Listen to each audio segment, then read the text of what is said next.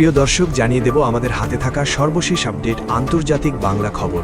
চ্যানেলটি সাবস্ক্রাইব করে আমাদের সাথেই থাকুন। ইসরায়েলের উস্কানিতে ইরান ফাঁদে পা, বড় বিপদে আমেরিকা।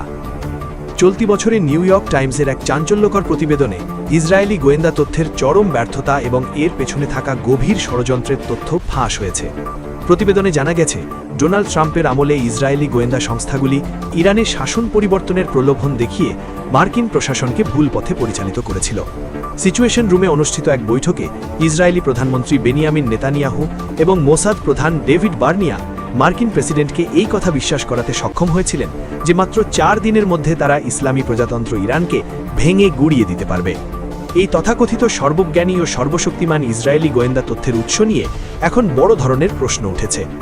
সমালোচকরা বলছেন, ইসরায়েল আসলে তাদের নিজস্ব কোনো নিরেট তথ্যের উপর ভিত্তি করে এই পরিকল্পনা করেনি, বরং তারা মার্কিন থিঙ্ক ট্যাঙ্কগুলোর তৈরি করা বানোয়াট তথ্যের উপর নির্ভর করেছিল, যা নিউ ইয়র্ক টাইমসের মতো প্রভাবশালী পত্রিকাগুলো ফলাও করে প্রচার করে থাকে।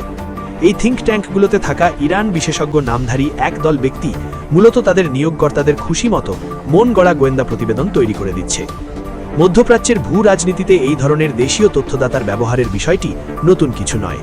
2003 সালে ইরাক আক্রমণের প্রেক্ষাপট লক্ষ্য করলে দেখা যায়, আহমেদ চালাবি এবং কানান মাকিয়ারের মতো ব্যক্তিরা ইরাকে গণবিধ্বংসী অস্ত্র থাকার মিথ্যা সংবাদ ছড়িয়েছিলেন। সেই সময় জুডিথ মিলারের মতো সাংবাদিকরা নিউ ইয়র্ক টাইমসের পাতায় সেসব খবর প্রকাশ করে যুদ্ধের ক্ষেত্র প্রস্তুত করেছিলেন। পরবর্তীতে সময় প্রমাণ করেছে যে সেই সব তথ্য ছিল সম্পূর্ণ ভিত্তিহীন এবং কেবল আগ্রাসনের অজুহাত তৈরির জন্যই তা সাজানো হয়েছিল। বর্তমানে ঠিক একই চিত্রনাট্য মঞ্চস্থ হচ্ছে ইরানের ক্ষেত্রে, এবং এখানে মূল চরিত্র হিসাবে আবির্ভূত হয়েছেন সাবেক শাহজাদা রেজা পাহলভি। কয়েক দশক আগে ইরান ছেড়ে যাওয়া এই ব্যক্তি বর্তমানে পশ্চিমা গোয়েন্দা সংস্থা ও থিঙ্ক ট্যাঙ্কগুলোর হাতের পুতুলে পরিণত হয়েছেন। তাকে সামনে রেখেই ইরানে গণতন্ত্র ফেরানোর নামে আসলে একটি ধ্বংসাত্মক যুদ্ধের পরিকল্পনা করা হচ্ছে। সমালোচকরা মনে করেন, রেজা পাহলভি বর্তমান ইরানের সামাজিক ও রাজনৈতিক বাস্তবতা সম্পর্কে সম্পূর্ণ অজ্ঞ হওয়া সত্ত্বেও তাকেই পরিবর্তনের প্রধান মুখ হিসাবে তুলে ধরা হচ্ছে। এই পুরো প্রক্রিয়ার পেছনে রয়েছে একটি দীর্ঘমেয়াদী মনস্তাত্ত্বিক যুদ্ধ এবং সাংস্কৃতিক প্রপাগান্ডা। আজার নাফিসির রিডিং ললিতা ইন তেহরানের মতো চলচ্চিত্র নির্মাণ ছিল ইরানকে দানবীয় রূপে উপস্থাপনের প্রথম ধাপ। এডওয়ার্ড সাইদের ওরিয়েন্টালিজম তত্ত্বের উত্তরসূরি হিসাবে বর্তমানে এরিয়া স্টাডিজ বা আঞ্চলিক গবেষণা কেন্দ্রগুলো সাম্রাজ্যবাদী জ্ঞান তৈরির কারখানায় পরিণত হয়েছে। এই কেন্দ্রগুলো মার্কিন কৌশলবিদদের সেই তথ্যই সরবরাহ করে যা তারা শুনতে চায়, প্রকৃত বাস্তবতাকে তারা সুকৌশলে এড়িয়ে যায়। হুভার ইনস্টিটিউশন, হেরিটেজ ফাউন্ডেশন বা আমেরিকান এন্টারপ্রাইজ ইনস্টিটিউটের মতো থিঙ্ক ট্যাঙ্কগুলো এখন বৈশ্বিক রাজনীতির জন্য বিপজ্জনক হয়ে দাঁড়িয়েছে। এই প্রতিষ্ঠানগুলোতে কর্মরত প্রবাসী ইরানিরা নিজেদের জন্মভূমির সাথে বিশ্বাসঘাতকতা করে ভুল গোয়েন্দা তথ্য পরিবেশন করছে। তাদের লক্ষ্য কেবল ইরানের শাসন পরিবর্তন নয়, বরং ইসরায়েলি এজেন্ডা বাস্তবায়ন করা। এই প্রক্রিয়ায় যেমন তারা ইরানের সাধারণ মানুষের শত্রু, তেমনি তারা মার্কিন জনগণেরও স্বার্থের পরিপন্থী কাজ করছে, কারণ এর ফলে আমেরিকা একটি অন্তহীন যুদ্ধের দিকে ধাবিত হচ্ছে। বর্তমানে মার্কিন যুক্তরাষ্ট্রে এবং ইরানের সাধারণ মানুষ যুদ্ধের এই ভয়াবহতা থেকে মুক্তি চাইছে। 9 কোটিরও বেশি ইরানি এবং 30 কোটিরও বেশি আমেরিকান এখন এই গান ফর হায়ার বা ভাড়ায় খাটা তথ্যদাতাদের স্বরূপ চিনতে পারছে। যারা নিজের মাতৃভূমিকে বিদেশি সেনাবাহিনী দিয়ে ধ্বংস করতে প্ররোচিত করতে পারে, তারা তাদের আশ্রয়দাতা দেশের প্রতি কতটুকু অনুগত হবে তা নিয়ে বড় ধরনের সংশয় দেখা দিয়েছে। এই প্রবাসী অপশক্তিগুলো আসলে দেশপ্রেমের আবরণে নিজেদের ব্যক্তিগত ও রাজনৈতিক ফায়দা হাসিলের চেষ্টা করছে। পরিশেষে বলা যায় যে, বছরের পর বছর ধরে বিপজ্জনক মিথ্যা প্রচার করার জন্য এই চক্রটিকে জবাবদিহিতার আওতায় আনা প্রয়োজন। তাদের ছড়িয়ে দেওয়া ভুল তথ্যের কারণে আজ ইরান এবং আমেরিকা উভয় দেশের নিরাপত্তা ও শান্তি হুমকির মুখে। মধ্যপ্রাচ্যের শান্তি রক্ষায় এবং একটি স্বাধীন ভবিষ্যতের জন্য এই ধরনের দুর্নীতিগ্রস্ত গোয়েন্দা তথ্য এবং তল্পিবাহী বুদ্ধিজীবীদের মুখোশ উন্মোচন করা এখন সময়ের দাবিতে পরিণত হয়েছে। নিউ ইয়র্ক টাইমসের এই স্বীকারোক্তি কেবল একটি বিচ্ছিন্ন ঘটনা মাত্র নয়, বরং এটি দীর্ঘদিন পরিকল্পিত ষড়যন্ত্রের এক ক্ষুদ্র প্রকাশ মাত্র। এদিকে ইরানের বিরুদ্ধে যুদ্ধ নিয়ে বড় অনিশ্চয়তায় ট্রাম্প। ইরানের সঙ্গে যুদ্ধবিরতির মেয়াদ বাড়ানোর ঘোষণা দিলেও নির্দিষ্ট কোনো সময়সীমা উল্লেখ করেননি মার্কিন প্রেসিডেন্ট ডোনাল্ড ট্রাম্প। গত বুধবার তিনি শুধু বলেন, ওয়াশিংটন আপাতত তেহরানের ওপর চলমান চাপ বজায় রাখবে এবং ইরানের কাছ থেকে পরবর্তী আলোচনার প্রস্তাবের অপেক্ষায় করবে। ট্রাম্প নির্দিষ্ট কোনো সময়সীমা উল্লেখ না করলেও তার সামনে আইনি সীমা রয়েছে। এটি মার্কিন কংগ্রেস সম্পর্কিত অভ্যন্তরীণ সময়সীমা। যুক্তরাষ্ট্রের যুদ্ধ ক্ষমতা সংক্রান্ত রেজলিউশন অনুযায়ী প্রেসিডেন্টের 1 মের মধ্যে কংগ্রেসের অনুমোদন নেওয়ার বাধ্যবাধকতা রয়েছে। এই আইন অনুযায়ী কোনো চলমান সামরিক অভিযানে 60 দিনের বেশি সময় সেনা মোতায়েন রাখতে হলে কংগ্রেসের বিশেষ অনুমোদন প্রয়োজন।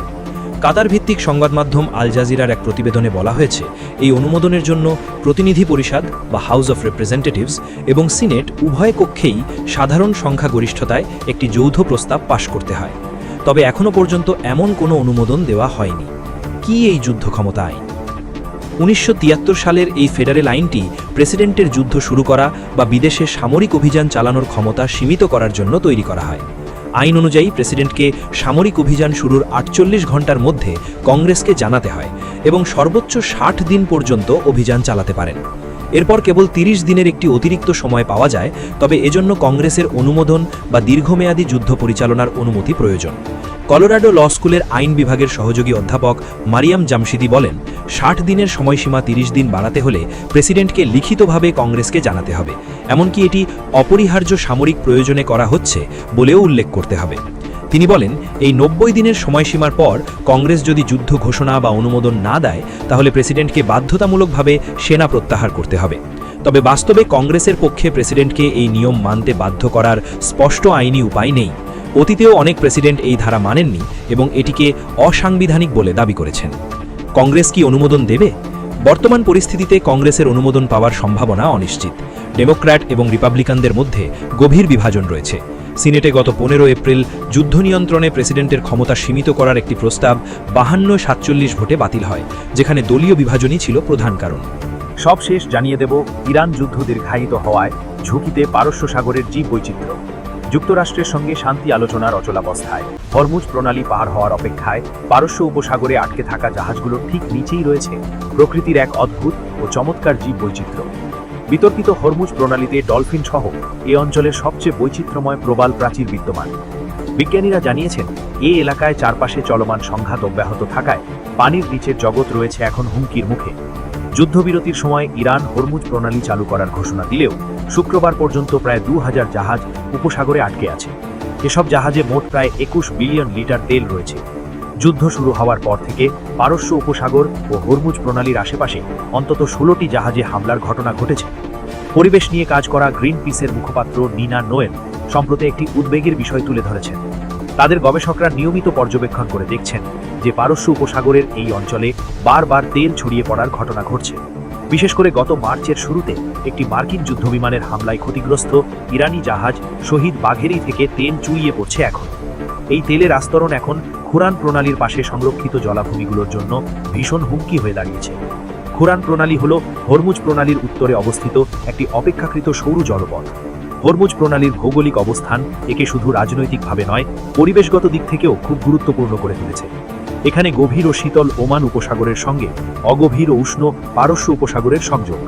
ওমান উপসাগরের স্রোত সমুদ্রের গভীর থেকে প্রচুর পুষ্টি উপাদান আর লার্ভা বয়ে নিয়ে আসে, যা প্রবাল প্রাচীর গড়ে তুলতে এবং ক্ষুদ্র জলজ উদ্ভিদ প্ল্যাঙ্কটন জন্মাতে সাহায্য করে। আর এই খাবারের জন্য ঋতু ভেদে এখানে ঝাঁকে ঝাঁকে মাছ আর বিশালাকার তিমি হাঙরদের আনাগোনা। কিন্তু বর্তমান সংঘাত আর তেলের দূষণ এই জীব বৈচিত্র্যকে ঠেলে দিচ্ছে ধ্বংসের মুখে। শান্তিপূর্ণ সময়ে ওমানের মুসান্দাম অঞ্চলে স্কুবা ডাইভিং ও ডলফিন দেখা পর্যটকদের জন্য বড় আকর্ষণ ছিল।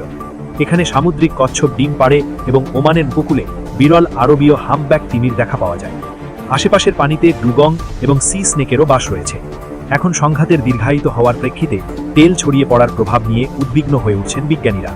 সামুদ্রিক জীববিজ্ঞানী মার্টিন গ্রোসেল জানিয়েছেন, অপরিশোধিত তেলের অনেক রাসায়নিক উপাদান প্রাণীর হৃদযন্ত্র ও শ্বাস প্রশ্বাসের উপর নেতিবাচক প্রভাব ফেলে। তেলের দীর্ঘ সময় সংস্পর্শে থাকলে প্রাণীদের রোগ প্রতিরোধ ক্ষমতা কমে যায়, ফলে তারা রোগে আক্রান্ত হতে পারে সহজে। এদিকে ইরান ও যুক্তরাষ্ট্রের সাময়িক যুদ্ধবিরতির মেয়াদ শেষ হলে একক সিদ্ধান্তেই অনির্দিষ্টকালের জন্য যুদ্ধবিরতির মেয়াদ বাড়ানোর ঘোষণা দেন মার্কিন প্রেসিডেন্ট ট্রাম্প। এরপর মধ্যস্থতাকারী দেশ পাকিস্তানের মাধ্যমে ফেরও আলোচনায় বসার চেষ্টা চালিয়ে যাচ্ছে যুক্তরাষ্ট্র। কিন্তু ইরানের দেওয়া সব শেষ প্রস্তাব মার্কিন প্রেসিডেন্ট ট্রাম্প গ্রহণ করবেন না বলেও ইঙ্গিত পাওয়া গেছে। মার্কিন প্রশাসনের কর্মকর্তাদের সূত্রের বরাত দিয়ে সংবাদ মাধ্যম CNN জানিয়েছে, যুদ্ধ বন্ধে ইরানের সব শেষ প্রস্তাব মার্কিন প্রেসিডেন্ট ট্রাম্প সম্ভবত গ্রহণ করছেন না। সূত্র CNN।